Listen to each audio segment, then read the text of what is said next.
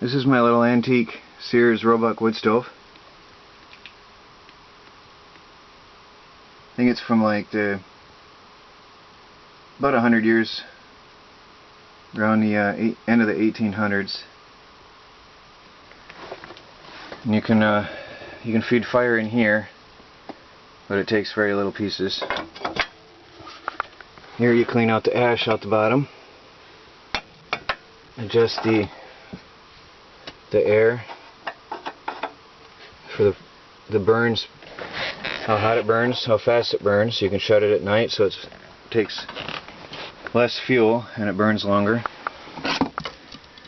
And then I've got this little device here,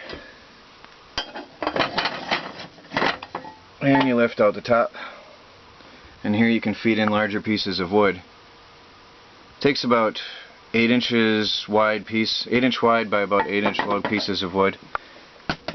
And now that I've hooked up the water, this had a built-in water jacket, which I hadn't used for the first couple months I had the stove. And I just had these nozzles open. But this stove is a really awesome water boiler. Without the water jacket filled up, it was burning through wood every 15 minutes. And somehow, by adding these tubes, and I've built myself a homemade boiler system.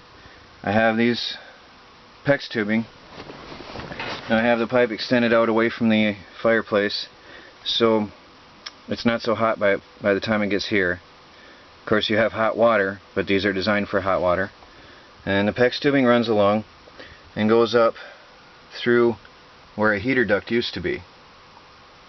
And I removed the heater duct, and that goes through to the middle of the trailer where the original heater used to be, and where now I've put my homemade boiler system. And I have enough fire extinguishers just in case.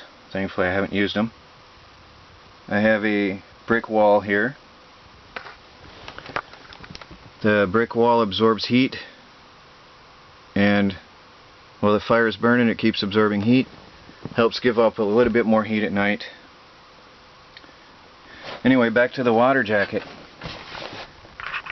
With this thing boiling water, it heats up water in 15 minutes, and I have heat blowing out the other end in the middle of the trailer. And somehow it burns about 30 to 45 minutes on a load of wood now, which is pretty amazing. So this was designed to be a little, I believe it was a coal stove. And I took an old metal table that I found, took the legs off, put it upside down, and it makes a perfect tray for the base of my stove to catch all the ash and prevent fire.